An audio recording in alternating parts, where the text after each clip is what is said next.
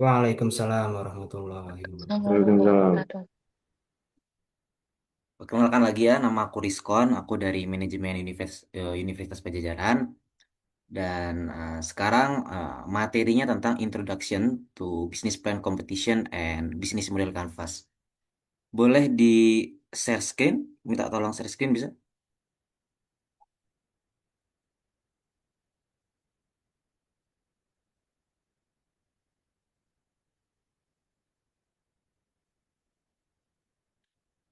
Oke, boleh di next. Oke, teman-teman, aku ingin nanya mulai dari satu pertanyaan. Pernah nggak sih kalian ngelihat poster-poster yang ada di PPT ini?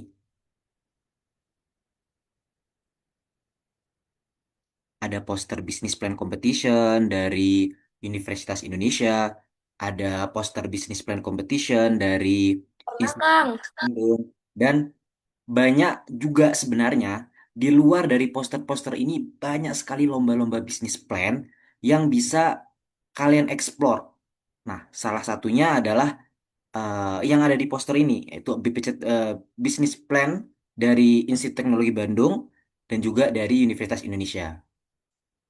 Oke, boleh di next. Nah, aku pingin mulai dari satu pertanyaan deh. Pas kalian dengar tentang business plan competition, apa sih yang ada di pikiran kalian?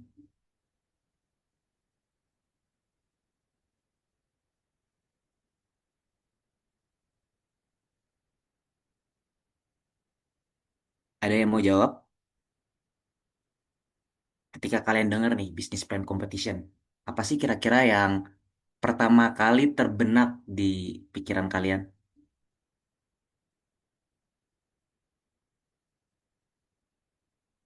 Ah, iya benar.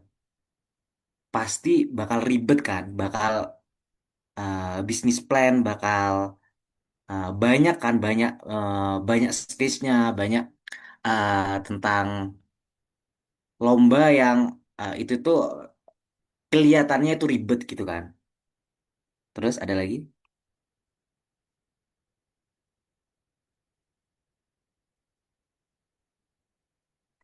Oke, kita mulai dari pengertiannya dulu ya. Boleh di next?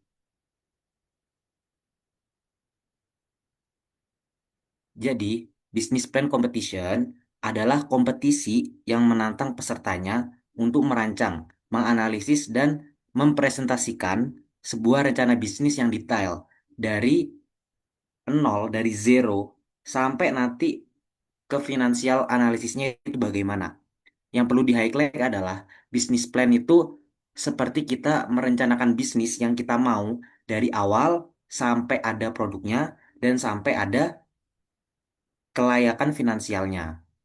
Nah, inti dari bisnis plan competition itu adalah kemampuan untuk melihat peluang dari suatu masalah dan mewujudkannya dalam sebuah rencana nyata yang memiliki dampak. Nah, teman-teman nih, biasanya kalau misalnya ikut lomba bisnis, yang pertama kali kalian lakukan itu adalah mencari solusi dari suatu permasalahan. Kenapa?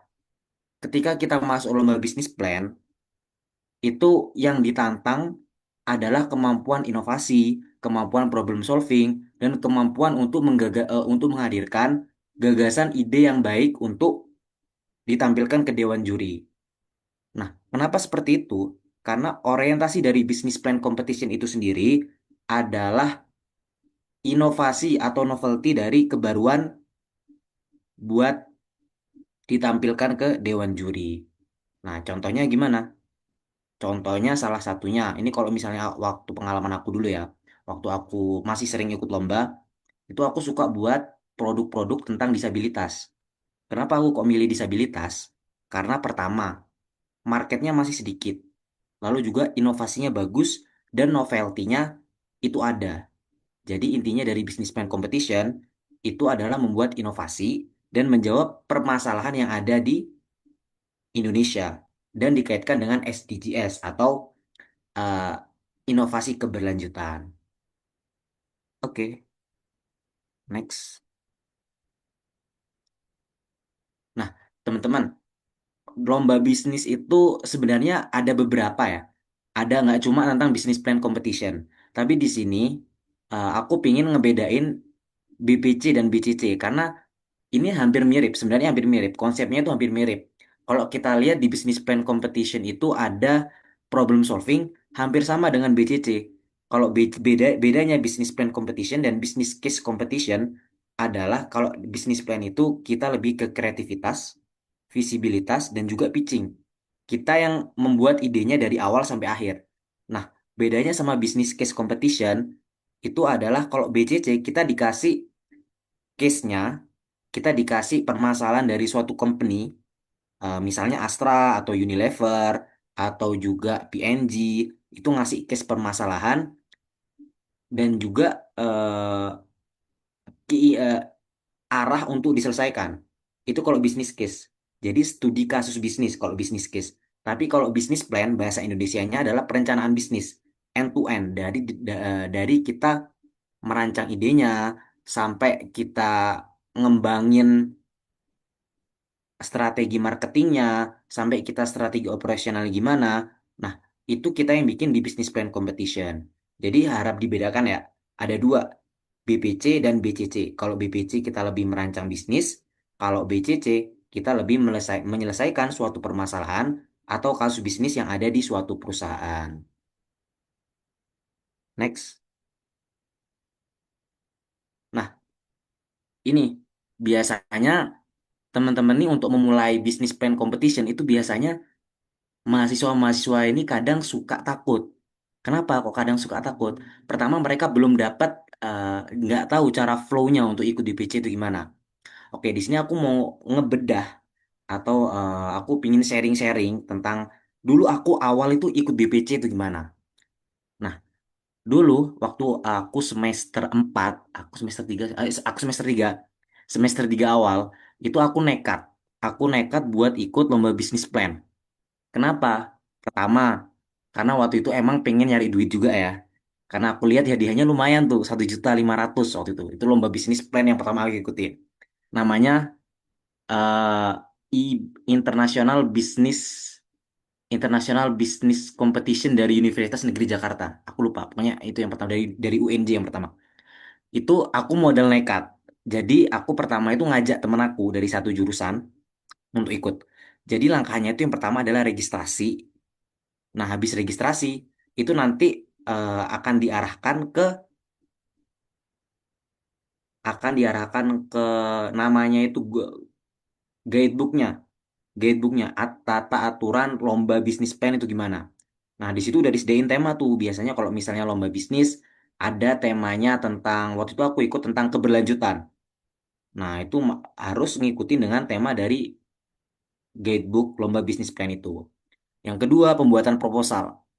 Nah, pembuatan proposal ini harus sesuai dengan buklet yang ada.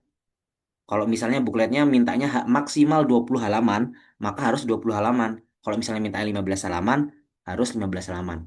Nah, waktu itu aku ngusung tema tentang aku ngusung tema tentang makanan beras dari tepung sagu karena waktu itu temanya keberlanjutan ya. Aku ngide nih. Aku ngide sama teman aku. Waktu itu aku ngajak satu orang manajemen sama dua orang lagi teknik teknologi industri pertanian. Nah, itu kita mikir karena temanya keberlanjutan kan. Jadi kita apa ya kira-kira yang bisa mendorong inovasi bisa bisa menghadirkan solusi yang berdampak. Nah, jadi aku milih beras dari tepung sagu, beras dari tepung beras dari tepung daun kelor.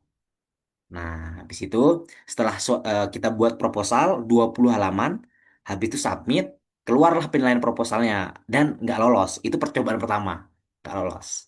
Nah, percobaan kedua nih, percobaan kedua, aku nyoba juga di Youth Sociopreneur Competition, namanya YSC, yang ngadain ke Pool. Itu salah satu perusahaan yang bergerak di bidang limbah, limbah apa ya, limbah makanan apa limbah elektronik, aku lupa. Tapi di situ aku ikut lomba eh, modal nekat juga karena sebelumnya udah kalah nih kan. Aku kalah di UNJ. Tapi aku dapat feedback dari lomba itu. Oh iya, flow-nya kayak gini, registrasi, pembuatan proposal. Kalau misalnya lolos pembuatan proposal, habis itu buat PPT presentasi. Nah, kalau misalnya lolos presentasi atau pitching, habis itu awarding. Nah, di percobaan kedua aku memberanikan diri untuk lebih jor-joran. Karena udah tahu kan, udah tahu sebelumnya, oh iya ini kalah dan ternyata evaluasinya kayak gini. Nah, di situ karena temanya tentang sustainability lagi, tapi lebih luas temanya. Aku mengusung waktu itu e-commerce buat tunanetra. Jadi kayak Shopee, tapi lebih terintegrasi fiturnya untuk khusus tunanetra belanja secara online kayak gitu. Dan alhamdulillah itu percobaan kedua setelah pembuatan proposal dari 600 tim, aku berhasil tembus ke 10 besar setelah dua kali pitching. Nah, jadi setelah submit proposal ketika dinyatakan lolos, stage berikutnya adalah pembuatan PPT atau pitch deck. Pitch deck itu seperti presentasi tapi bentuknya lebih formal. Nah, setelah pembuatan PPT atau pitch deck, lanjut ke presentasi atau pitching. Presentasi atau pitching ini biasanya dilakukan di depan oleh investor atau dewan juri, tergantung penyelenggara lombanya. Kalau misalnya yang menyelenggarakan Himpunan Mahasiswa Ekonomi Universitas Pajajaran atau Himpunan Mahasiswa Manajemen Universitas Pajajaran, biasanya jurinya dari akademik. Tapi kalau misalnya yang menyelenggarakan dari misalnya dari BRIN atau dari Sandi Nation, salah satu lembaga dari punyanya Sandiaga Uno, itu biasanya jurinya adalah praktisi kayak gitu. Jadi ini flow-nya teman-teman ya. Jadi kalau bisa kalian berkecimpunglah dengan lomba bisnis, berkecimpunglah nggak mesti lomba bisnis kok, tapi sebenarnya lomba-lomba apa hampir sama flow-nya kayak gitu. Nah kalau misalnya dan kebetulan di pertemuan kedua, aku pitching di depan investor dari Bank Negara Indonesia atau BNI Venture. Nah habis itu pitching selama berapa ya? 6 menit. 6 menit dan setelah pitching, besoknya itu ada awarding. Awarding dan ternyata di awarding aku kalah lagi. Itu percobaan kedua aku gagal. Nah, jadi aku nggak langsung juara nih teman-teman. Aku mengalami kegagalan-kegagalan dulu kayak gitu. Nah, baru di percobaan ketiga, percobaan keempat, aku juga gagal. Percobaan ketiga, percobaan keempat aku juga gagal. Tapi it's okay, nggak apa-apa, pelajaran. Aku masih belajar. Nah, baru di percobaan kelima, aku berhasil juara di Universitas Widyatama itu masih lomba-lomba kecil itu. Jadi aku berhasil dan alhamdulillah waktu itu lumayan sih pesertanya lumayan banyak dan alhamdulillah waktu itu juara satu mengusung salah satu temanya hampir sama karena waktu itu tentang sustainability. Aku nyoba menggait disabilitas lagi, disabilitas netra. Aku ngide nih tentang gimana caranya bikin aplikasi bahasa Inggris tapi khusus buat tunanetra karena mereka kan nggak bisa melihat kan ya. Nah itu jadinya pentingnya framework berpikir adalah kita bisa melihat peluang. Jadi aku itu aku mikir tunanetra nih, tunanetra nggak bisa ngelihat, tapi mereka pengen belajar. Ya juga ya, jadi permasalahan. Jumlahnya juga banyak nih. Oke lah, jadi aku ngide aplikasi bahasa Inggris untuk pembelajaran khusus disabilitas netra. Jadi teman-teman ini adalah flow-nya ya.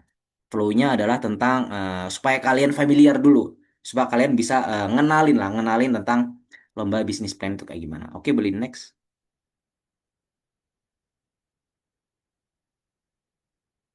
Kalau misalnya emang ada yang mau nanya di tengah PPT, langsung resen aja ya. Kalau misalnya kalian ada kepo tentang materi di PPT dan kalian emang mau resen, kalian mau ditanyakan langsung resen aja.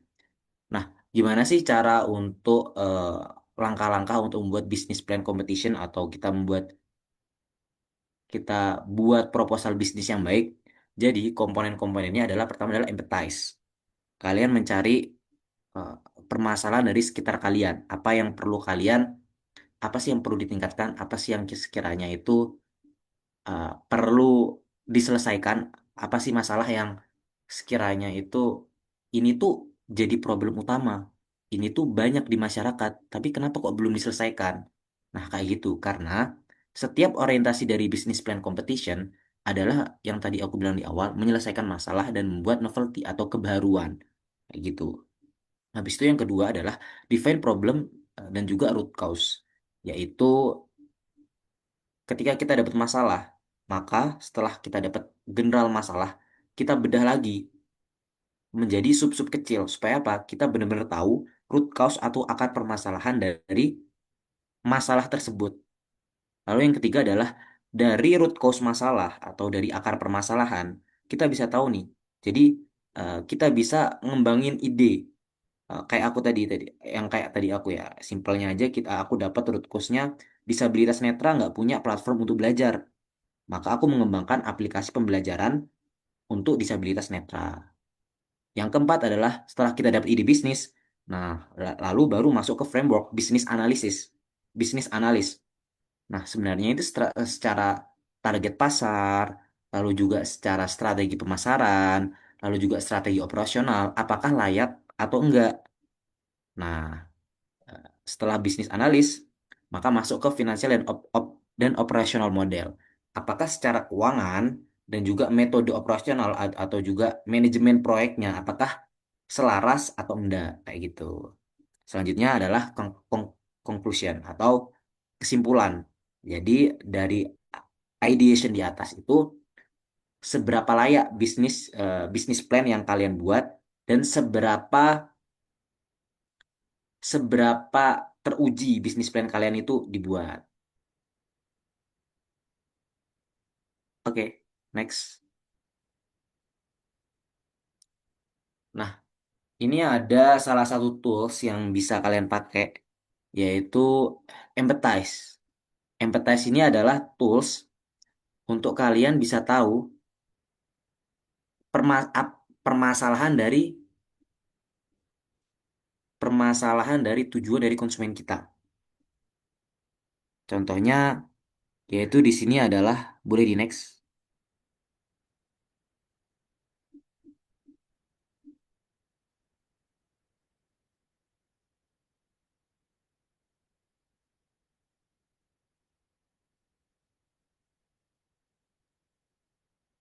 boleh tolong di next. Ini salah satu case-nya ya.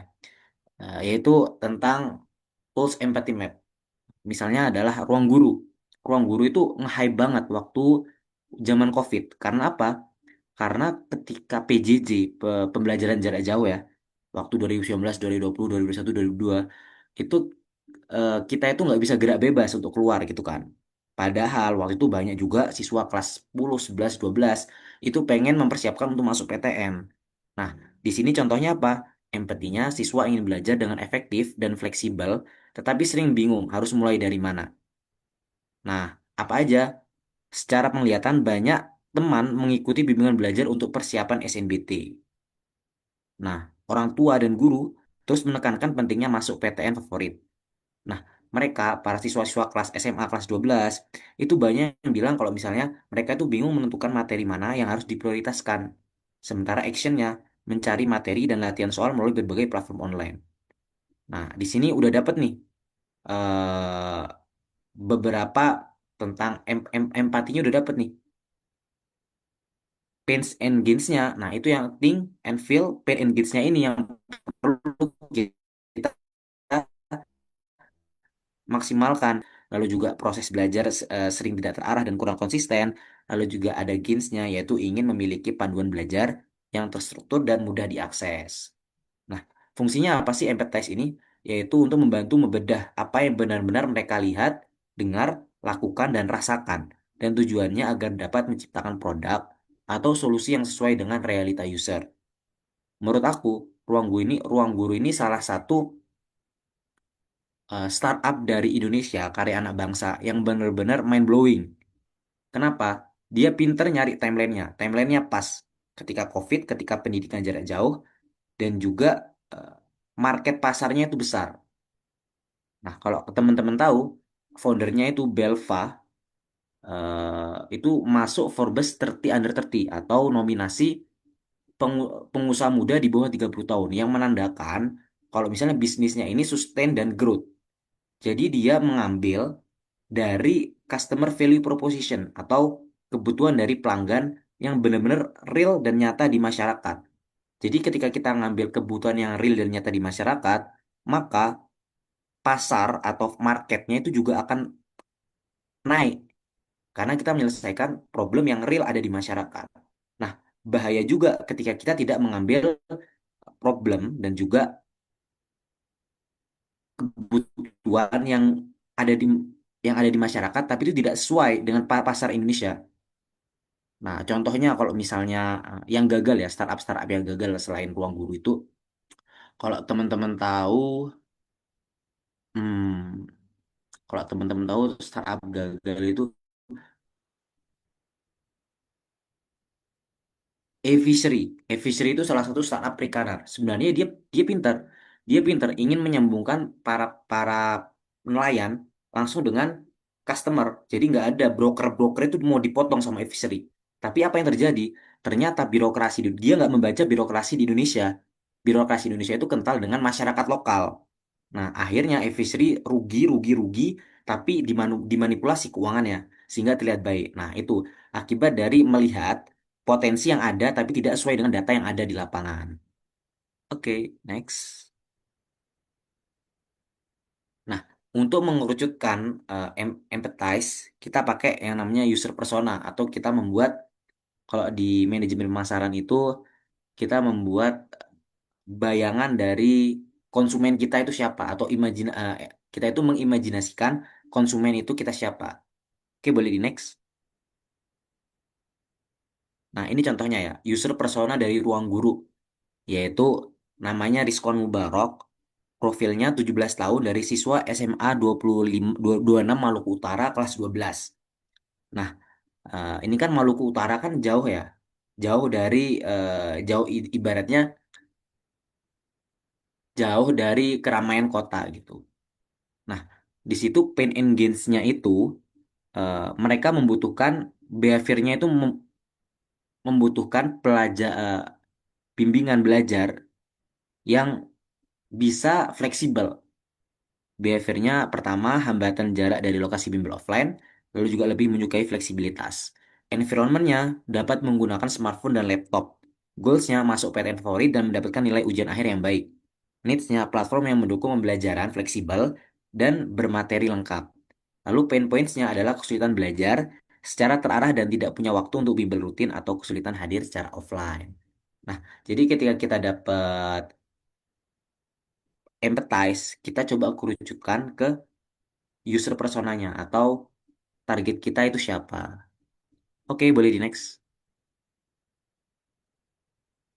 Nah, setelah dapat nih general problemnya, yang perlu kita ya yang perlu ketika kita dapat permasalahan yang emang nyata di masyarakat, selanjutnya adalah define and ideation. Gimana kita eh, ngebreak lagi, ngebreak lagi tentang define dan ideation ini supaya bisa lebih terarah cara menyelesaikan permasalahannya. Dan ini insya Allah nanti dibahas ya kalau nggak salah di pertemuan kedua. Di bulan pertemuan kedua sama Kang Royhan Iqbal kalau nggak salah aku lihat di sesinya. Nanti ini akan jadi aku cuma introduction aja.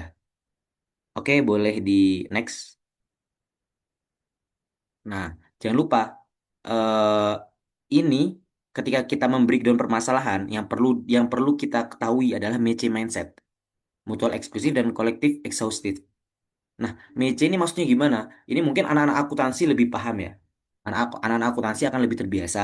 Jadi intinya MECE adalah kita dapat membedah sesuai dengan setiap bagian dari ide yang diciptakan masuk ke dalam maksimal satu kategori dan tidak ada overlapping satu sama lain. Dan juga ide yang dibuat mewakili seluruh topik dari permasalahan yang dirumuskan tanpa ada yang terlewat. Jadi ketika kita membelah masalah menggunakan isu tree diagram, jangan sampai ada yang overlapping. Misalnya eh, ada motor rusak, lalu kalian bedah lagi menjadi eh, mot- m- mesin motornya rusak. Lalu di bawahnya kalian bedah lagi eh, rantai dari mesin ini juga rusak. Nah, itu satu koridor. Mesin dan rantai itu kan satu koridor. Jadi kalian bisa bilang kondisi internal mesin dari motor ini rusak. Jadi kalian bisa lebih mengerucut dan nggak bertele-tele istilahnya, nggak overlapping satu sama lain. Oke, boleh di next. Nah, ini ada case example-nya ya, ada contohnya. Gimana ruang guru itu bermula dari siswa kesulitan belajar secara efektif untuk persiapan SNBT. Pertama, kenapa? Belajar yang tidak terarah, lalu dibedah lagi menjadi tidak tahu materi prioritas dan juga tidak memiliki roadmap belajar. Lalu yang kedua ada akses belajar ulang fleksibel, jadwal bimbel tidak sesuai dan juga terbatas oleh lokasi dan waktu. Nah, jadi di sini yang aku harap adalah kalian bisa membedah isu tree diagram ini lebih mengerucut dan juga based on data kayak gitu. Boleh di next? Nah, ini setelah adanya isu tree diagram, kita bisa lanjut ke SCK analis atau situation, complication, question, dan answer.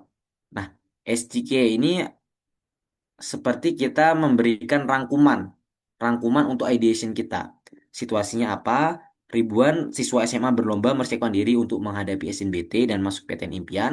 Complicationnya, kalau bisa complication harus based on data ya teman-teman. Soalnya ketika kita masuk di lomba bisnis, yang dilihat adalah data-data semuanya.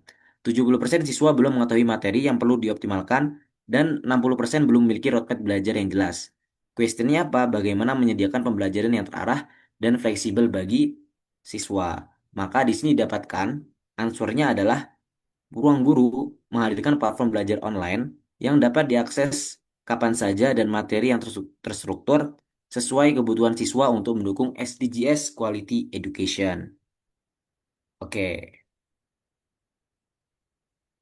nah ini ada juga prototypingnya, gimana ketika kita ideation, kita itu ingin membuat bisnis, kita harus bisa menentukan fitur-fitur apa atau gimana nanti produk kita.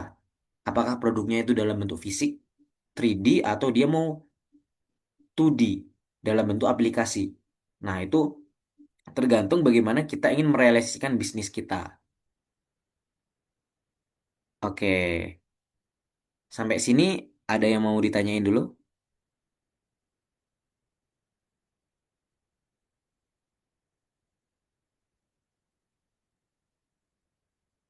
Tapi by the way, dari kalian ada nggak yang udah, aku pengen tahu nih, pengen nanya nih.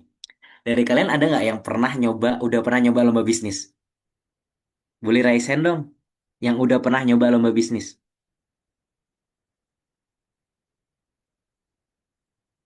Oh, keren, keren, keren, keren. Ini keren nih.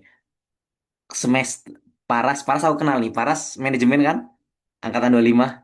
Iya, Kang. Nah, udah ikut lomba apa aja, Paras?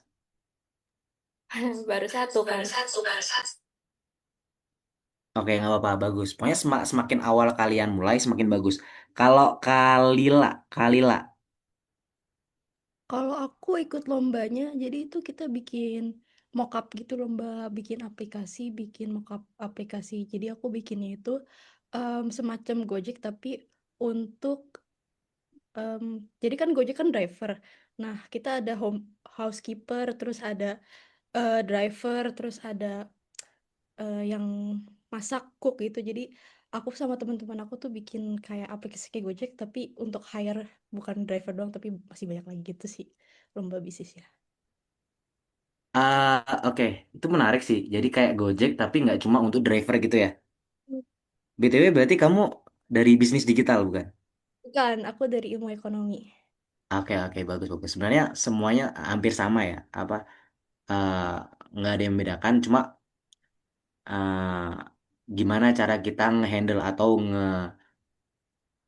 nge-show itu supaya bisa beda dari produk lainnya gitu kan, dari produk Gojek itu apa gitu. Bagus, bagus, bagus. Kasih Kang. Kalau Dava Aku izin on cam apa off cam nggak apa-apa kan Kak? aman. Jadi aku bikin inovasi apa sebuah website yang isinya jual beli seni tapi seninya itu aku bikin mekanisme penjualannya pakai sistem trading Kak. Itu aku lombain di Unisnya dapat juara dua sama yang satunya tuh inovasi kami reach out ke apa penyanyi jalanan. Nah, penyanyi jalanan itu kami jadi kayak agen mereka buat menghubungkan mereka ke suatu PH atau label. Nah, itu yang penyanyi jalanan itu kami masuk finalis tapi belum bisa menang. Jadi masih menang satu lomba doang sih. Bagus, bagus, bagus. Yang kedua apa tadi? Pengamen jalanan. Jadi kan banyak kasus bahwa kayak pengamen atau penyanyi jalanan itu mereka kan nggak bisa dapetin lagu karena finansial gitu loh Kak. Kayak misal mereka tuh kayak pengen apa ya, pengen pengen punya pengen lagu mereka diketahui halayak banyak, tapi mereka punya ongkos buat ke label atau bea-nya aja nggak punya. Nah, kami itu ingin memfasilitasi sama menjembatani itu supaya mereka bisa punya koneksi ke PH, ke label gitu. Nah, ini keren nih. Jadi ada data real, real data dari grassroots-nya itu ada permasalahan dari customer-nya itu ada. Eh, nah itu aku respect banget ya buat teman-teman yang udah nyoba lomba karena kalian harus tetap berprogres meskipun 1%. Nggak apa-apa. Kalau misalnya tadi alhamdulillah sampai masuk final, alhamdulillah sampai uh, untuk kalian untuk nyoba aja itu sebenarnya udah bagus. Kenapa? Karena setidaknya kalian belajar. Meskipun kalian nanti di tengah jalan ternyata idenya ternyata ada yang kurang. Itu it's okay. Kita coba lagi di next lomba. Misalnya tadi ada pengalaman jalanan ternyata ada beberapa bagian ide yang ternyata itu harus direvisi. Nah, itu kan dengan kalian mencoba lomba, Paras nyoba lomba, Dava nyoba lomba, Kalila nyoba lomba, itu kalian akan dapat insight. Nggak cuma dari dewan juri, tapi kalian juga bisa dapat insight dari teman-teman kalian yang sesama ngikut lomba. Itu kan biasanya ada grup WA komunitasnya kan. Kalau misalnya ikut lomba, nanti kalian masuk, di situ ada banyak. Dan biasanya juga kalau misalnya kalian masuk final, kalian bakal ketemu sama orang-orang yang idenya bermacam-macam dan kalian bakal tahu, oh iya ternyata kayak gini, oh iya ternyata kayak gini. Seperti itu. Bagus, bagus, bagus. Oke, boleh di next. Nah, setelah kita masuk ke prototyping atau ideation, maka selanjutnya adalah ada yang namanya business analyst framework untuk kita itu tahu sejauh mana bisnis kita itu layak apa enggak untuk dijalankan. Nah, di sini aku bagi menjadi dua. Yang pertama adalah external analysis. Kita pakai customer analysis, yaitu empathy map, lalu juga user persona yang tadi udah dijelaskan, lalu juga ada customer journey map, lalu juga ada jobs to be done, lalu juga ada market analysis tam Samsung untuk mengukur seberapa kuat pasar, lalu juga ada STP, segmenting, targeting, dan positioning, dan juga pastel analysis. Lalu juga ada competitor analysis seperti competitive positioning mapping, competitor benchmarking, portfolio force, dan juga blue ocean strategi. Itu untuk yang external analysis. Lalu juga untuk internal analysis biasanya ada bisnis model, yaitu ada bisnis model canvas, yang ini harus ada di proposal bisnis kalian dan nanti akan dibahas juga lebih dalam. Lalu juga ada lean canvas, value proposition canvas. Lalu juga ada strategic analysis seperti SWOT dan TOOS analysis, Frio analysis, dan juga marketing growth seperti marketing mix, flywheel marketing, lalu juga ada AIDA framework dan juga 5A marketing. Jadi untuk bisa kalian tulis di proposal bahwasannya bisnis kalian bagus, kalian harus nyantumin beberapa, nggak perlu semuanya, tapi yang kalian rasa penting. Gimana caranya dari sekian banyak framework, tapi kalian bingung nih, oh iya ini yang cocok buat bisnis bisnis aku yang mana ya? Nah, itu kalian bisa tentuin sebenarnya bisnis kalian itu produk atau jasa gitu. Kalau misalnya produk, mau nggak mau harus pakai marketing mix 7P karena itu akan lebih komplit. Lalu juga kalau misalnya bisnis kalian tentang aplikasi, maka kalian coba buat dari kompetitor benchmarking karena banyak banget sekarang tentang aplikasi kayak gitu. Oke, next. Nah, ini ada beberapa template tentang buat bisnis plan kalian nanti, yaitu ada SWOT analisis, lalu juga ada Samsung, lalu juga ada Pestel, dan lain-lain. Boleh di next.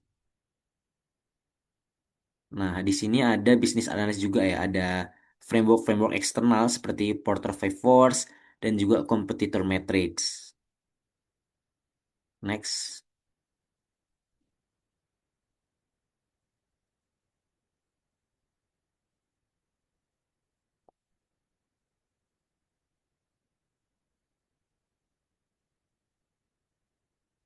Oke,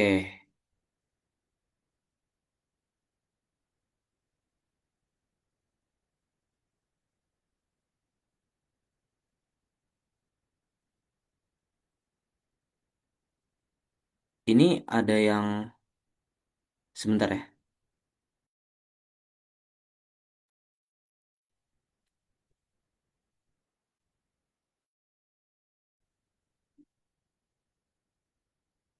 Kalau dari operator ini dari Canva atau dari download presentation ya? Oh, dari Canva ya?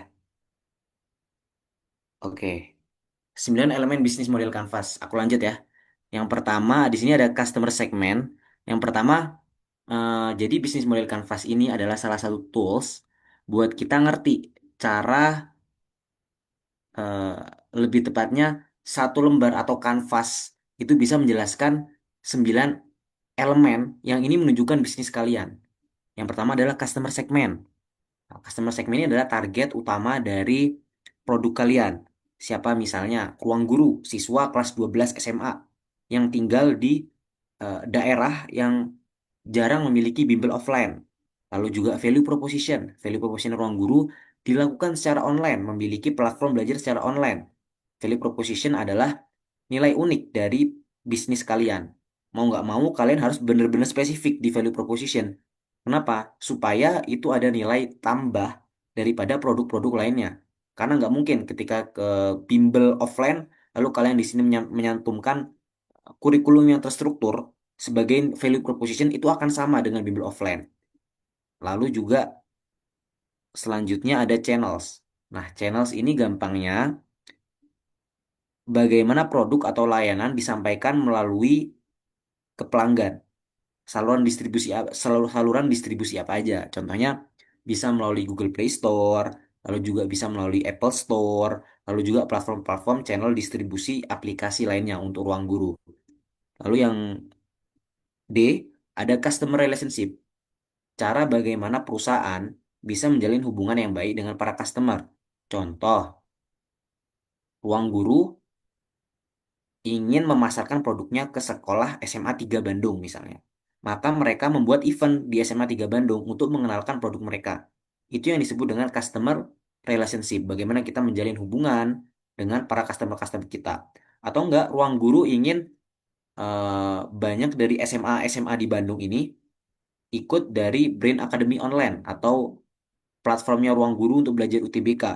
Maka setiap SMA-SMA di Bandung, semua SMA di Bandung dikasih free diskon atau free produk sebesar 15%. Nah, itu cara atau customer relationship, gimana cara kita membangun kedekatan dengan customer. Lalu juga ada yang E, yaitu revenue stream.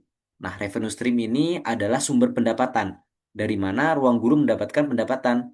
Pertama, dari langganan, langganan dari siswa atau siswi, lalu juga dari advertising atau iklan, lalu juga dari selain advertising dan iklan juga ada dari langganan dari platform Brain Academy Online dan lain-lain. Next.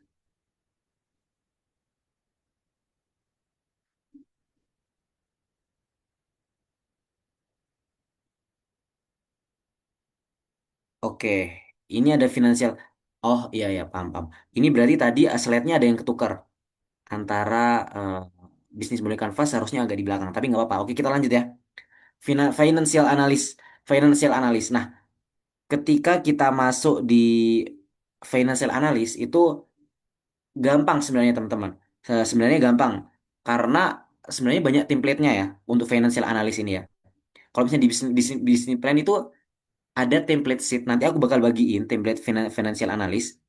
Tapi yang penting intinya adalah kita bisa nge-reach atau ngebuat ngeyakinin juri gimana gimana caranya buat kita bisa tahu apakah bisnis kita itu layak layak secara finansial apa enggak. Jadi ibaratnya kayak RAB teman-teman. Kayak RAB tapi versi lebih propernya. Kayak RAB panitia tapi lebih versi propernya. Nah, apa aja biasanya yang dihitung? Yang pertama adalah return on investment atau ROI. Kita kita singkat jadi ROI ya, teman-teman. Lalu juga ada BEP, break even point, yaitu titik di mana suatu produk bisa sampai ke balik modalnya itu kapan. Lalu juga ada investment rate return atau IRR. Nah, biasanya juga IRR ini tingkat pengembalian ketika kita invest, ketika kita bisnis itu berapa kira-kira pengembalian yang akan kita dapatkan per tahunnya. Seperti itu. Dari model investasi. Oke, boleh di next. Nah, ini yang ya poin-poin pentingnya ya. Tadi aku udah kasih tahu flow-nya dan bagaimana cara atau susunan proposal kalian itu lebih terlihat menarik.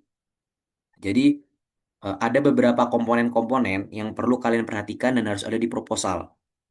Nah, yang pertama adalah pasti executive summary atau rangkuman dari proposal bisnis kalian, seperti kalian misalnya buat tadi ya ada yang aplikasi buat pengamen jalanan, itu eksekutif sumarinya itu bagaimana. Lalu yang kedua background dan problem identification yang tadi aku udah jelaskan. Yang ketiga adalah customer analysis, mulai dari targeting, segmenting, targeting, dan positioning. Itu siapa sebenarnya pembeli atau user dari produk kalian.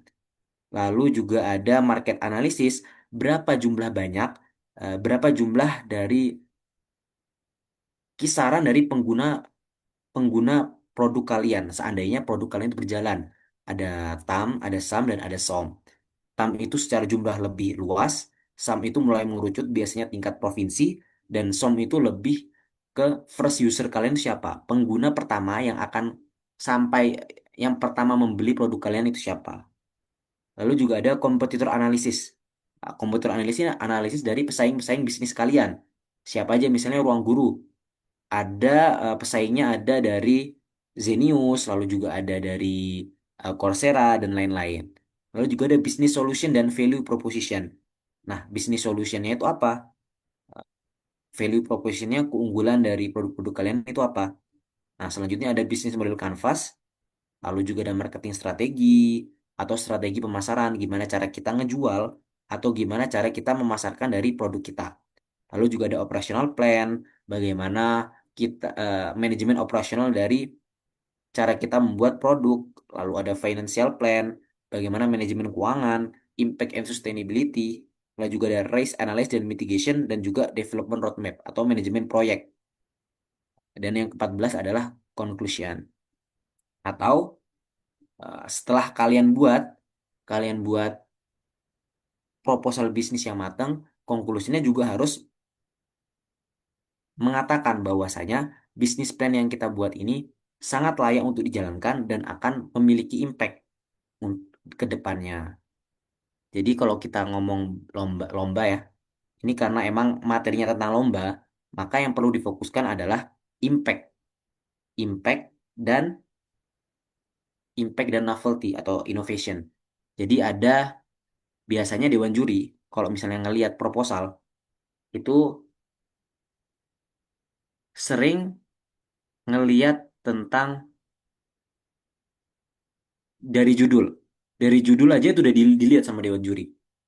Nah, dari judulnya itu apa, lalu juga ide bisnis kalian itu mendukung SDG keberapa, dan juga apakah ide kalian ini cocok nggak sih sama relevansi zaman sekarang. Nah, itu kalau misalnya kita bicara tentang susunan proposalnya. Oke, boleh di next. Nah, oke. Bisnis model kanvas. Jadi bisnis model kanvas atau BMC adalah cara merangkum bisnis dalam satu lembar kanvas. Nah, kalau teman-teman tahu, sebelumnya di sini ada yang tahu nggak bisnis model kanvas itu apa? Aku pengen remind lagi. Mungkin di sini ada yang udah dapat mata kuliah kewirausahaan, ada yang udah dapat mata kuliah manajemen atau mata kuliah lainnya. Ada yang tahu di sini BMC bisnis model kanvas itu apa? Atau yang pernah bikin bisnis model kanvas angkat tangan?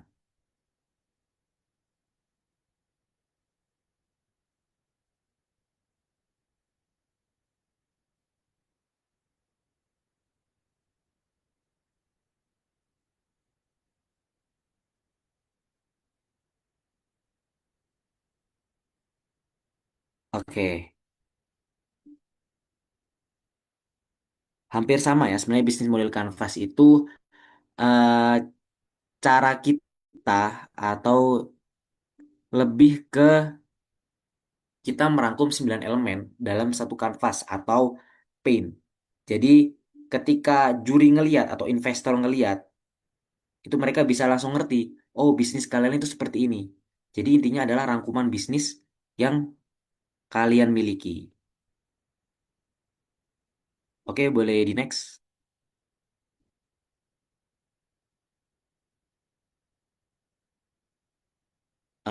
Boleh di next. Nah, ini 9 elemen bisnis model Canvas. Yang tadi udah ada 5. Sebentar ya.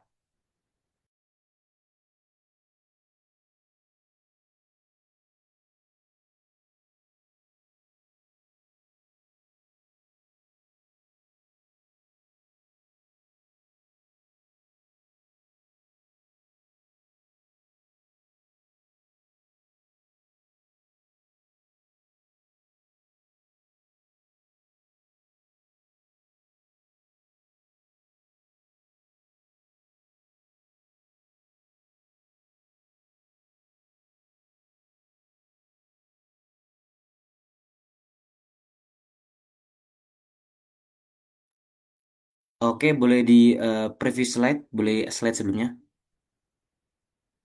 Oke, kita lanjut. Jadi ada 9 elemen bisnis model Canvas. Yang pertama aku harus ngejelasin tentang customer segment dulu. Karena ini di awal kita harus tahu siapa target atau user kita. Seperti kalau misalnya ruang guru, tadi ada siswa, lalu juga ada value proposition-nya yang tadi aku udah jelasin, yaitu pembelajaran secara online, channelnya melalui e-commerce atau app store, lalu juga ada customer relationship-nya dengan cara event-event marketing, lalu revenue stream-nya, yaitu cara mendapatkan pendapatan melalui biaya langganan, dan juga selain biaya langganan, ada juga langganan brand brand academy online, dan juga pendapatan-pendapatan sumber-sumber pendapatan lainnya. Boleh di next. Nah, untuk key resource-nya sendiri adalah siapa yang kira-kira akan menjalankan dari bisnis kita. Nah, kalau misalnya ruang guru pasti ada Chief Executive Officer, lalu Human Resource Development, lalu juga ada IT Development, lalu juga ada Software Engineer, karena mereka berkecimpung di ranah IT, maka kebanyakan pasti key resource-nya juga dari IT. Lalu key activities. Key activities itu adalah bagaimana kita aktivitas-aktivitas penting seperti software development, lalu juga pengembangan bisnis, lalu juga melaksanakan kegiatan pemasaran. Jadi aktivitas-aktivitas kunci yang akan membawa bisnis kita itu lebih growth. Sementara kalau misalnya key partnership adalah mitra-mitra kunci yang akan kita yang akan kita jalin kerjasama dengan mereka ketika membuat bisnis. Misalnya kalau ruang guru, otomatis mereka harus kerjasama dengan Kemendikbud, lalu juga mereka harus bekerja sama dengan eh, Kominfo, lalu juga kementerian-kementerian atau regulator yang berkaitan dengan teknologi. Nah, kalau misalnya structuring cost itu adalah yang aku jelaskan tadi, yaitu adalah RAB. Seperti RAB, tapi dia lebih proper. Simpelnya seperti itu. Kira-kira struktur struktur cost apa aja yang dibutuhkan untuk membuat aplikasi ruang guru? Misalnya yang pertama biaya untuk development aplikasi, lalu yang kedua ada biaya untuk legalitas, biaya untuk pemasaran, lalu juga ada biaya juga untuk pembayaran untuk employee atau karyawan-karyawan. Nah, sembilan elemen bisnis model Canvas ini saling berkaitan satu sama lain. Fungsinya untuk membuat investor tahu dalam satu kanvas itu bisa tahu dari bisnis kalian. Oke, boleh di next. Nah, ini ada contoh ya. Ini punyanya Maulaya Zir, anak ekonomi Islam 25. Nah, dia bikin tentang Kalbonori. Nah, di sini ada eh jadi cara mulainya adalah yang pertama adalah kita harus masuk di customer segment dulu. Nah, ini kalau misalnya udah ada customer segment, nah di sini dia membuat customer segmentnya itu ke segmenting, targeting, dan positioning. Nah, dia ada demografi, lalu juga ada business to consumer, business to consumer segment, lalu juga ada business to government segment. Nah, setelah kita menemukan customer segment, ketika kita udah tahu siapa aja customer segment kita, selanjutnya adalah kita masuk ke value proposition. Nah, value proposition ini eh, keunggulan dari produk kita. Nah, jadi urutannya adalah customer segment untuk yang pertama. Yang kedua, kita masuk ke value proposition atau keunggulan-keunggulan. Lalu juga ada customer relationship dan channels. Nah, setelah itu kita masuk ke customer relationship dan channels. Nah, setelah dari customer relationship dan channels, kita bisa tentuin key activities-nya dulu. Atau kegiatan utama atau aktivitas utama yang jadi penopang bisnis kita. Setelah key activities, baru key research. Setelah key research, baru key partnership. Dan juga setelah ketemu semuanya, ketemu 7 ini, setelah ketemu eh ya ketemu 6 ya.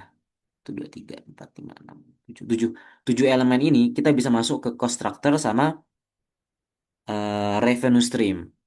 Apa aja dari struktur cost-nya apa, rancangan anggaran biayanya apa aja, dan juga revenue stream adalah gimana cara untuk Kalbonori atau ruang guru itu dapat pendapatan. Nah, intinya bisnis model canvas ini adalah cara untuk kita mempersimpel. Kenapa harus ada di struktur proposal bisnis? Karena dengan ngelihat bisnis model canvas, juri bisa tahu, oh iya pendapatan sumber utamanya dari ini. Pendapatannya, cara dia untuk memasarkannya seperti ini. Cara dia untuk menjalin dengan konsumen seperti ini. Seperti itu. Boleh di next? Nah, ini ada contoh value proposition ya. Komitmen nilai yang diberikan sebuah perusahaan kepada konsumennya. Contohnya ada Netflix, apa aja menikmati film dan serial kapanpun, dimanapun, bebas dari gangguan iklan. Lalu juga ada Gojek, yaitu value propositionnya yaitu dari jemputan sampai makanan semua beres dalam satu genggaman. Nah, yang perlu kalian tahu, value proposition kalian harus beda sama produk-produk lainnya. Semakin spesifik akan semakin bagus ketika kalian tulis di value proposition. Oke, boleh di next.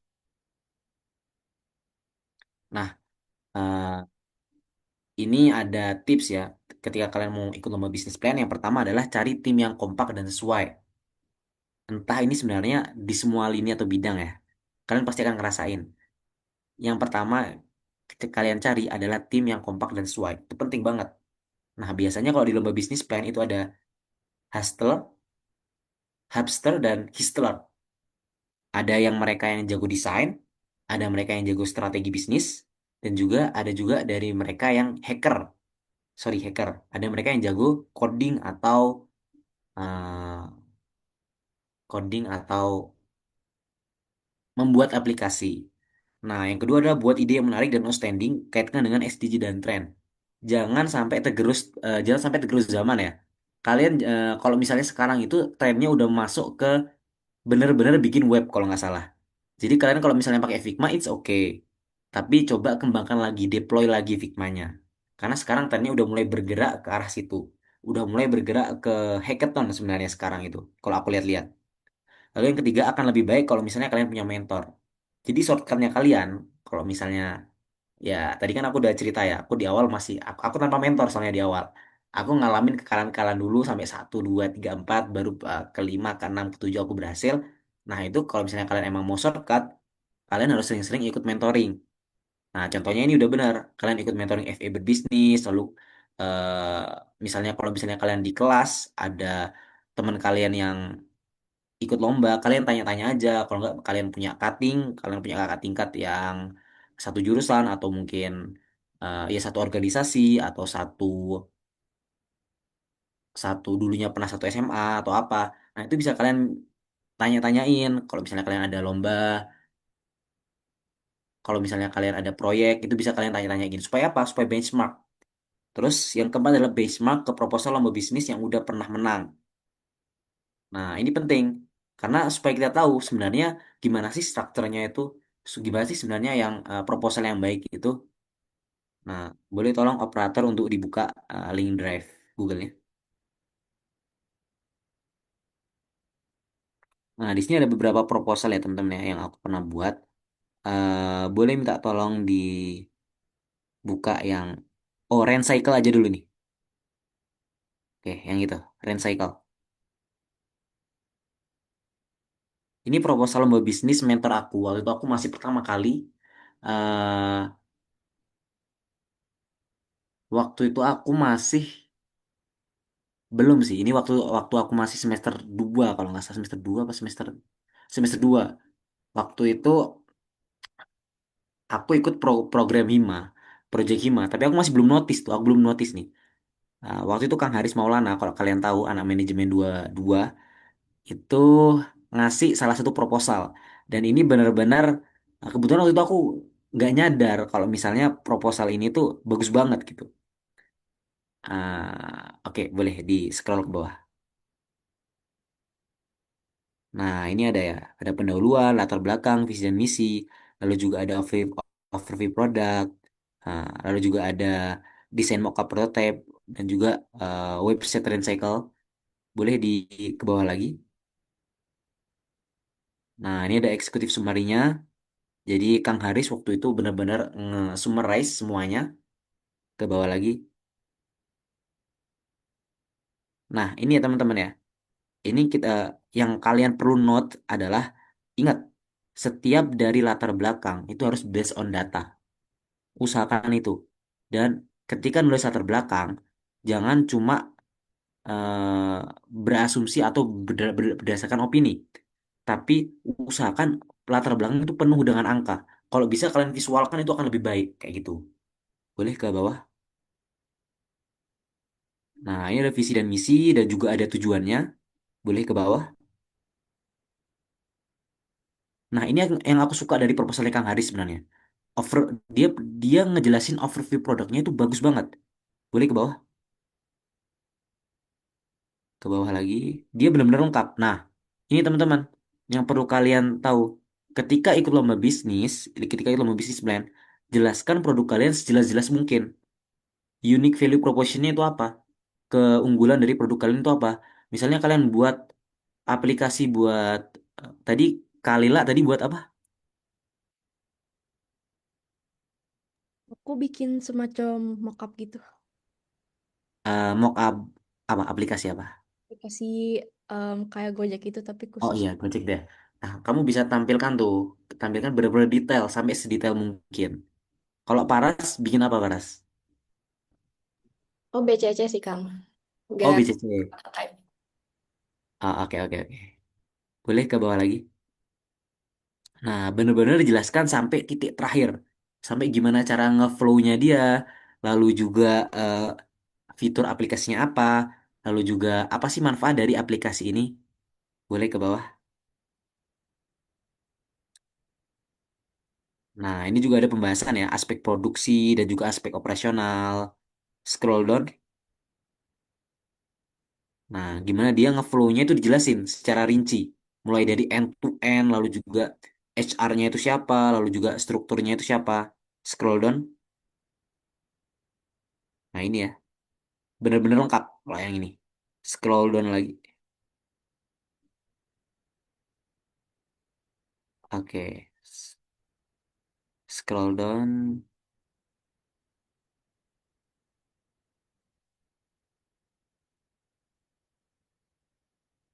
Scroll down lagi. Ke financial aspek.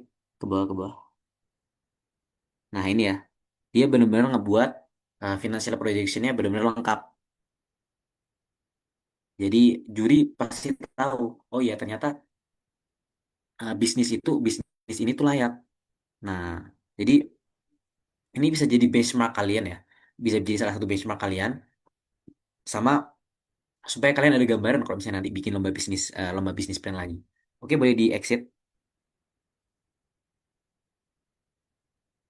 ke yang kiri, yang proposal paling kiri.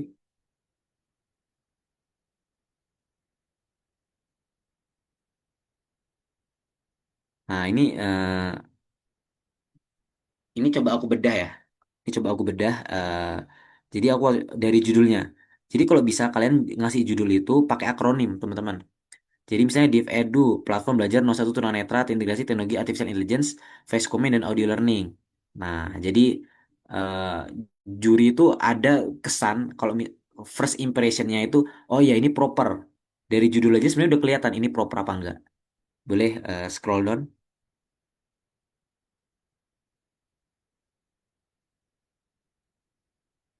Nah, di sini ya kalau aku sendiri ya aku suka banget pakai ini ya teman-teman ya, pakai urgensi dan market gap.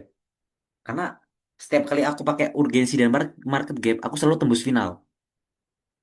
Jadi kebanyakan yang aku pakai urgensi dan market gap, aku menjelaskan tentang apa sih kepentingan dari bisnis ini dan juga market gap atau permasalahan di pasar yang belum terselesaikan. Nah, itu banyak dari proposal aku yang tembus final gara-gara nyantumin urgensi dan market gap ke bawah.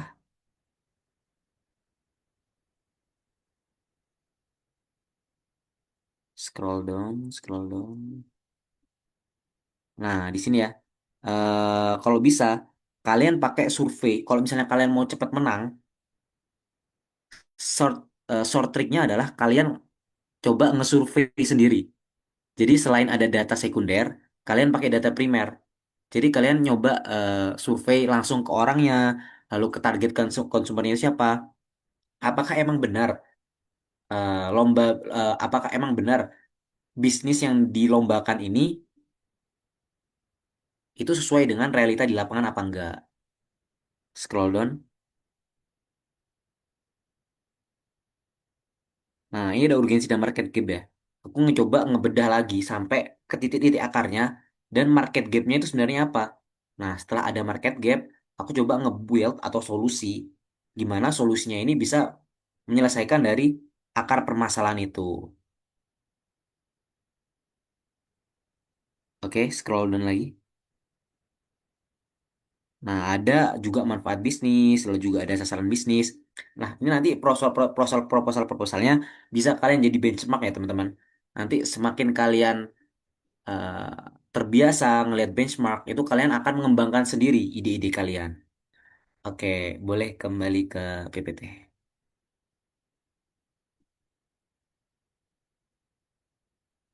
Next. Oke, mungkin untuk presentasinya aku cukupin. Jadi kita akan lebih banyak ke tanya jawab aja. Aku mungkin karena ini tentang lomba bisnis ya dan harus praktis. Aku pengen bisa interaktif atau ngejawab kalian-kalian udah punya pengalaman atau kalian ingin berkecimpung di lomba bisnis. Itu bisa kita lebih ngobrol deep dive untuk itu kayak gitu. Oke, aku serahkan lagi ke MC buat si tanya jawab.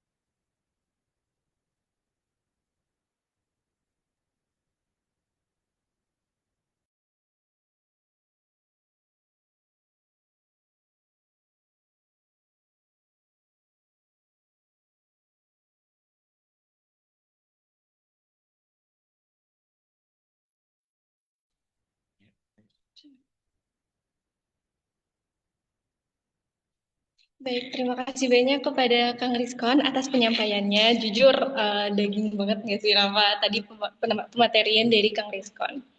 Betul banget sih. Materinya banyak insightful baru lah dari pematerian tadi. Betul. Nah, selanjutnya mungkin dari teman-teman ada nih yang ingin ditanyakan dari sesi pematerian tadi. Ada yang penasaran atau masih bingung juga ya. Jadi bisa banget nih ditanyain karena setelah ini kita akan masuk ke sesi tanya jawab. Nah, buat teman-teman yang mau bertanya, boleh banget ya react raise hand. Nanti kita akan mempersilahkan. Boleh teman-teman yang ingin bertanya, silakan ya.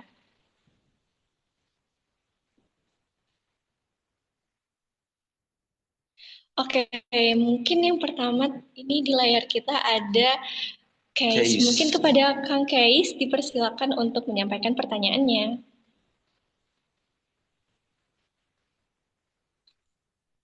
Oke, sebelumnya terima kasih kepada Kang Rizwan Mubarok yang telah memberikan banyak insight yang sangat bermanfaat menurut saya dan banyak hal baru yang bisa dicapai. Kalau dari saya sih sebenarnya eh, ingin bertanya ya, selama saya melihat-lihat lomba itu banyak tema yang menghindari tentang lingkungan dan juga energi terbarukan gitu. Kalau saya lihat gitu ya. Nah, kalau pertanyaan saya, menurut Kang Rizkon sendiri itu tema SDGs apa yang biasanya itu efektif gitu? Masih bisa kita eksplorasi jatuhnya Blue Ocean gitu ya. Atau mungkin ada tema-tema di luar SDGs, topik-topik yang bisa kita explore gitu yang menurut Kang Rizkon itu eh, ya kembali ke awal Blue Ocean atau masih bisa banyak dieksplorasi di luar SDGs seperti itu.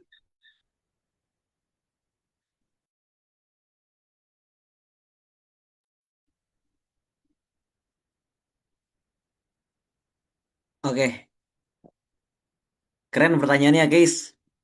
Ini kelihatan banget anak lomba ini. Guys, dari prodi apa? Dari bisnis maaf, dari bisnis digital.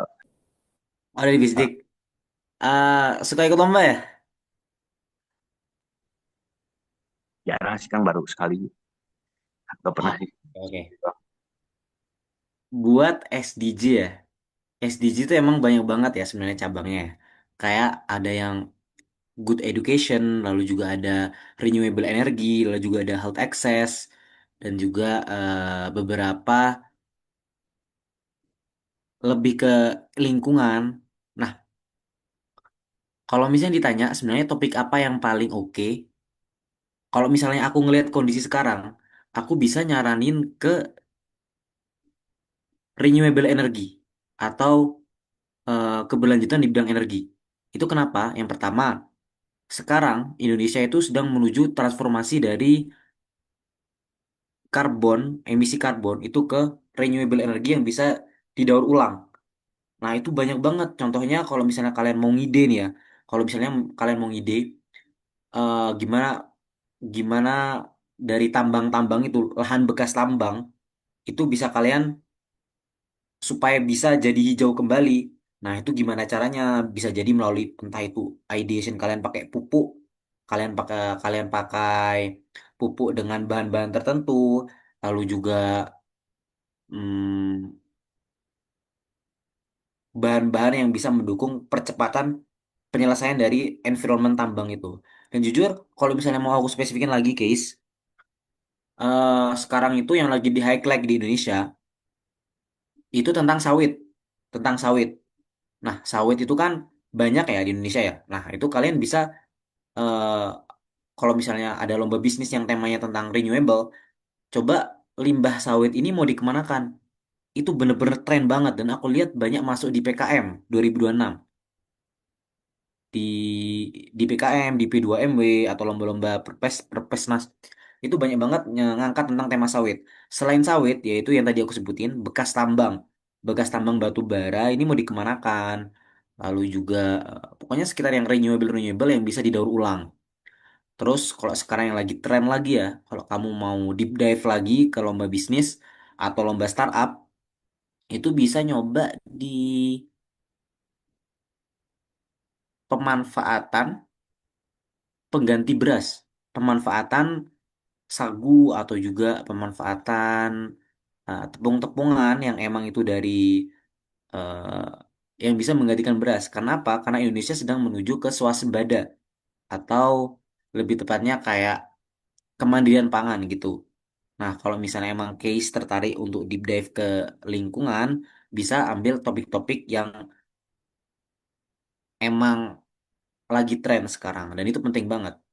Dan insek juga ya, ketika bencana Aceh, ketika kemarin ya, Desember ke Januari, itu banyak banget proposal bisnis yang ngangkat tentang, nggak cuma proposal bisnis, tapi juga lomba-lomba kayak pengabdian masyarakat. Itu yang ngangkat tentang bencana Aceh. Dan mereka rata-rata juara. Kayak temen aku itu ada salah satunya, dia bikin mitigasi tentang eh, sumber daya air untuk membantu masyarakat Aceh menuju sanitasi bersih dan berdaya. Dan alhamdulillah dia juara lomba research kalau nggak salah dari BRIN kalau nggak salah. Jadi kalian lihat sekarang sekarang apa trennya? Sekarang itu trennya apa ya? Dolar melemah ya, tapi itu sulit juga sih. Kira-kira apa guys trennya sekarang guys, yang lagi rame sekarang, yang lagi viral?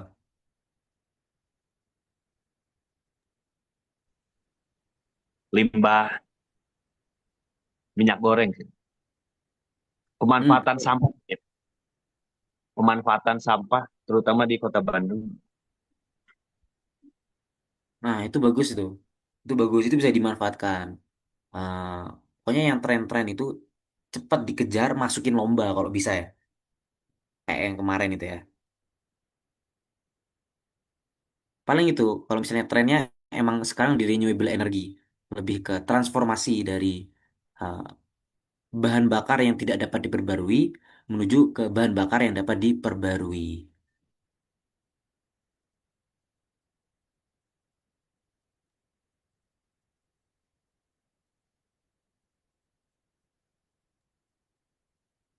Baik, terima kasih Kang Rizkon atas jawabannya. Sangat membantu Bang menurut saya. Semoga bisa diaplikasikan dan juga ditindaklanjuti. Baik, terima kasih banyak kepada Kang Kais atas pertanyaannya dan makasih juga kepada Kang Rizkan untuk jawabannya. Mungkin selanjutnya ada lagi teman-teman yang ingin bertanya, dipersilakan untuk mengangkat tangannya.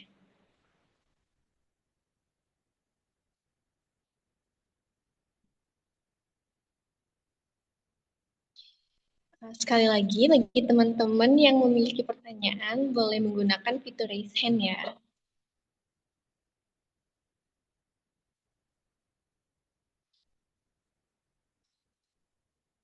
Oh ya boleh untuk Berlin untuk mengajukan pertanyaannya. Oke, terima kasih. Sebelumnya terima kasih kepada Kang Rizkan karena jujur materinya keren banget. Paling aku mau izin nanya kan sekarang tuh udah banyak banget kan kayak lomba-lomba BPC. Terus kayak di setiap lomba BPC itu pasti banyak juga yang udah kayak ngebuat aplikasi atau nggak mockup-mockup gitu. Nah, tapi tuh di antara semuanya itu tuh ya kalau misalkan ngelihat dari sisi juri itu tuh apa sih hal yang jadi pembeda di antara satu kelompok dengan kelompok lainnya padahal kayak di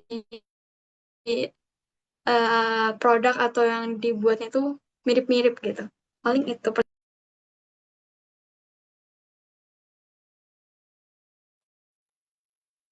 Oke, aku jawab langsung aja ya. Kalau misalnya juri atau dewan juri itu kebanyakan ngelihat yang pertama dari first impressionnya ya. First impressionnya itu pasti ke judul dulu. Apakah judul kalian itu menarik apa enggak? Nah, kalau misalnya emang menarik, itu biasanya dilanjut sama juri. Jadi, first impression di, di judul itu benar-benar menentukan, semenentukan itu. Terus yang kedua, di executive summary. Biasanya juri cepat membaca apakah bisnis kalian ini layak untuk dilanjutkan atau enggak, biasanya di executive summary. Nah, setelah executive summary, itu yang membuat lebih dilihat itu seberapa kalian bisa storytelling di proposal kalian. Nah, jadi strukturnya itu nggak lompat-lompat.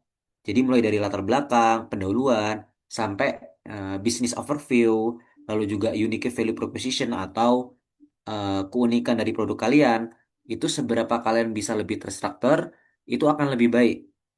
Nah, ketika sampai di produk, ketika sampai di overview bisnis, kalian bisa ngejelasin produk kalian secara detail. Nah, detail ini maksudnya gimana? Apa aja fitur-fiturnya, lalu juga apa aja deskripsi dari produk kalian. Kalau misalnya emang bentuknya nasi, kalau misalnya emang bentuknya produk 3D atau yang emang dibawa itu ya coba kalian bikin prototipenya di Canva, nggak perlu sampai ribet-ribet banget. Tapi kalian jelaskan secara bentuk 3D itu nanti panjangnya berapa, lebarnya berapa, misalnya kalau paving block ya. Lalu juga kalau misalnya kalian bikin sepeda atau apa gitu, kalian kalian bisa bikin prototipenya di Canva, lalu kalian jelaskan bagian ini apa, ini nanti warnanya gimana, lalu juga jumlah rodanya berapa. Akan semakin baik, semakin spesifik. Selain semakin spesifik, juga kalian kaitkan dengan SDGs yang tadi aku jelaskan. Apakah dia mendukung SDGs keberapa? Ke satu, kedua, ketiga, keempat, atau kelima. Nah, itu semakin dia komprehensif, juri akan semakin tertarik. Dan juga satu, jangan lupa impact-nya itu sebenarnya untuk apa? Kalian punya bisnis, tapi bisnisnya ini ya kalau misalnya dikompetisikan yang dicari kan novelty emangnya. Tapi dia tidak memiliki impact bisnisnya, maka akan sulit untuk masuk ke final kayak gitu. Kalau Liu, Berlian udah punya ini nggak apa? Udah pernah lomba belum? Jujur belum pernah karena kayak takut buat mulai, makanya ikut mentoring. Oke oke oke oke. Tapi Oke, makasih ya, Kang. Apa? tapi ada rencana buat ikut lomba. Ada, ada rencana. Rencananya sih ngikut yang lomba dari BINUS yang nanti September nanti. Cuma masih kurang tahu gitu gimana kelanjutannya. Ya, pokoknya yang tadi aku sampaikan ya, semakin mulai lebih awal akan semakin baik kayak gitu. Oke, Oke, terima kasih, Kang. Baik, terima kasih buat Berlin karena udah bertanya dan Kang Rizkon yang sudah menjawab. Selanjutnya mungkin untuk Kang Dava bisa mengajukan pertanyaannya. Oke Kang, thank you atas kesempatannya. Aku mau tanya, kalau misal kita udah di tahap final suatu lomba kan kita pitching ya Kang. Nah di pitching itu kan kita bikin desk atau pitch desk. Nah itu kan biasanya kan waktunya terbatas ya Kang buat pitching itu. Nah kalau misal pitchingnya itu di kayak kita diwajibin untuk melampirkan BMC pada PPT-nya itu sebaiknya itu yang kita baca di BMC-nya itu apa aja? Apakah cukup customer segment sama value by posisi atau apa aja ya? Habis itu kayak misal di waktu yang terbatas itu menurut Akang tuh waktu maksimal baca BMC itu berapa menit gitu loh.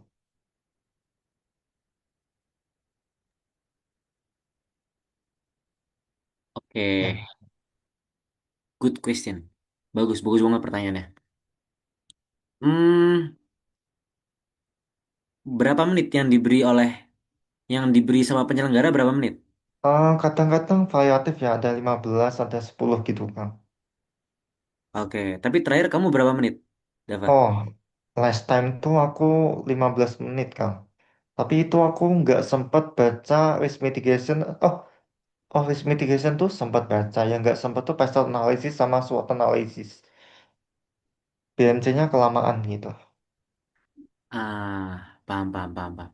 Agak fatal gitu. Iya, itu lumayan sih, itu lumayan fatal. Eh, gini Dava, nama lombanya apa Dava? Itu waktu itu tekno tekno sprint atau apa ya? Tekno sprint yang final.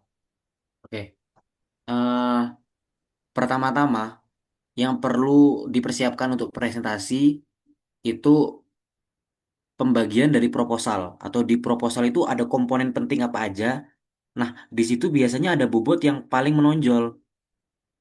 Nah, katakanlah yang bobot paling menonjol ini bisnis model canvas atau mungkin produk overview.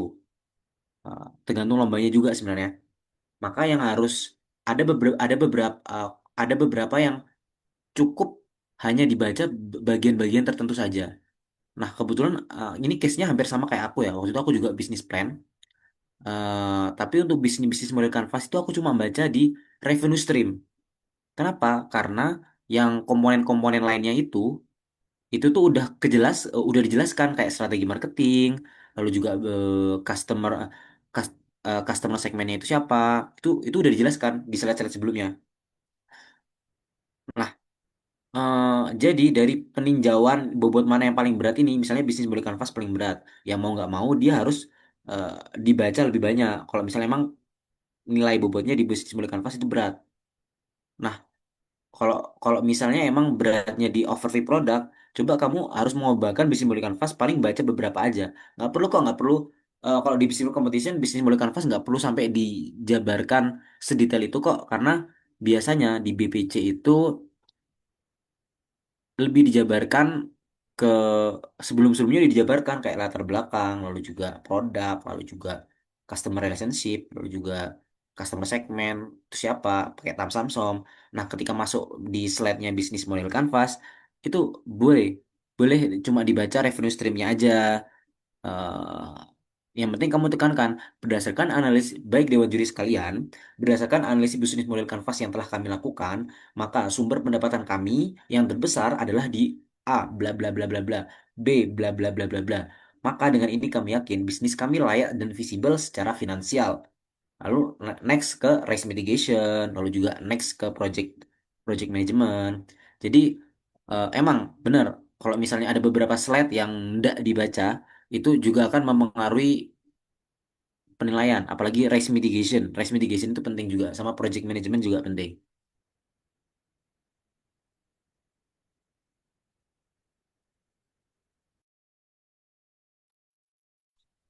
Baik, terima kasih banyak Kang Rizkan. Untuk Kang Dava, apakah sudah terjawab atau ada pertanyaan lanjutan? Kak, aku boleh tanya lagi nggak ya, Kak? Boleh, boleh, boleh. Gimana, gimana? Kalau misal nih, case-nya kalau misal udah sampai di tahap interview, kan kami itu kadang-kadang ada dilema ya, Kang. Kayak misal, uh, kami kan di suatu lomba di final tuh kadang dikasih waktu buat diskusi. Tapi kadang-kadang aku nggak ambil waktu buat diskusi itu. Jadi kalau misal ada pertanyaan, aku delegasiin misal satu pertanyaan ke dua anggota timku, masing dua orang yang jawab gitu. Apakah sebaiknya kalau ada pertanyaan langsung kami jawab walaupun asbun tapi masuk akal tapi atau lebih baik kami diskusi dulu gitu kalau pertanyaannya susah gitu. Kadang-kadang soalnya aku langsung asbun tapi aku usahain asbunku itu masuk akal gitu. Oke, oke. Tanya jawab berarti ya. Nah,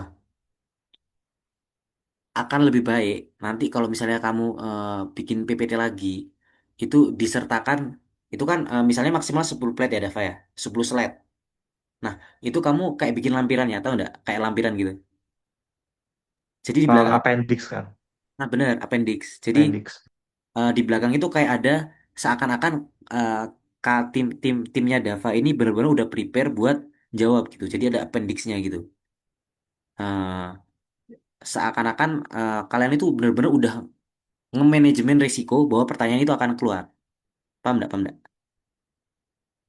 Kebayang? Paham nggak? Nah, jadi nanti pas ternyata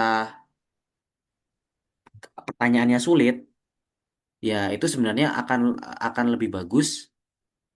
Sebenarnya yang paling dinilai itu kesiapan kalian.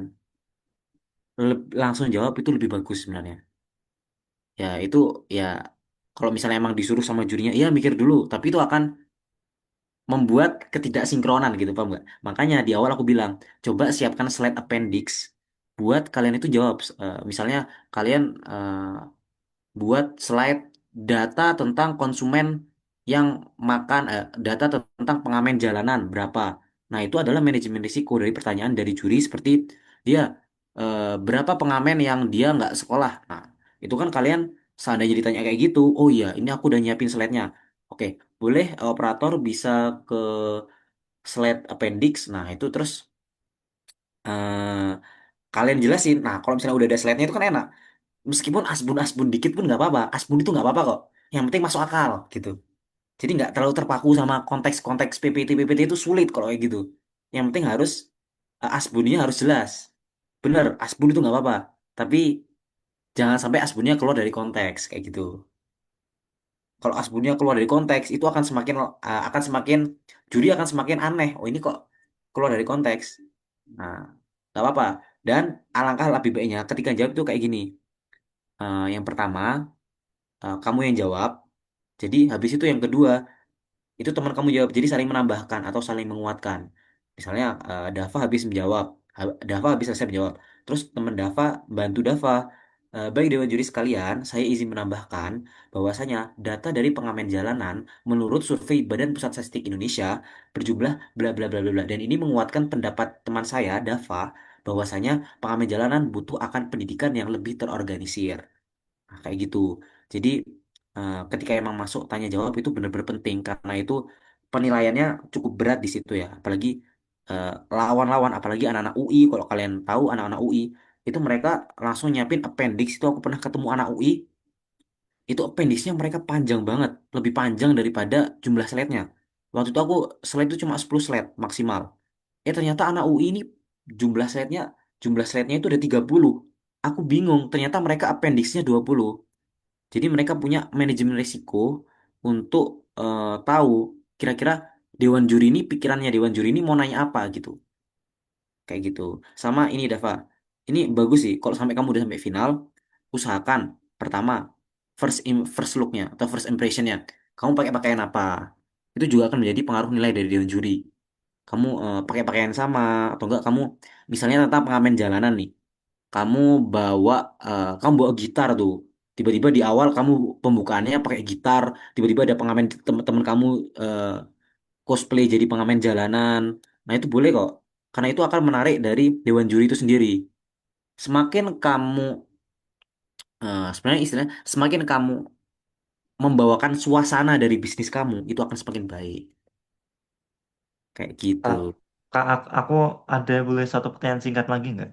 Boleh, boleh, mangga, mangga. Kan aku pernah kan ada case waktu sesi tanya jawab tuh ada statement yang nggak masuk akal dari dewan jurinya. Kayak misal aku kan itu waktu itu lagi ini ngembangin suatu web seni yang bisa mekanisme jual belinya kami lelang atau kami trading kan.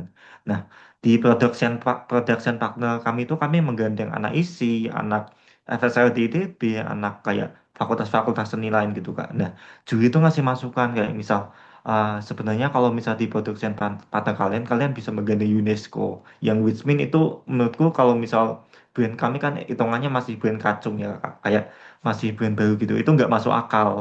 Kayak tiba-tiba disaranin gandeng UNESCO gitu kan butuh pendekatan yang sistematis gitu, Kak. Nah, itu menurut Kakak gimana? Iya, itu jujur UNESCO agak aneh sih, jujur janggal. UNESCO jujur janggal. eh tapi itu saran ya, bukan pertanyaan ya. Iya, itu masukan sih, tapi masukannya tuh agak menyindir gitu loh, Kak. Kayak sebenarnya kalian tuh bisa banget loh masukin UNESCO, tapi kenapa kalian nggak masukin gitu? Oh, kalau misalnya emang masukan atau saran, terima.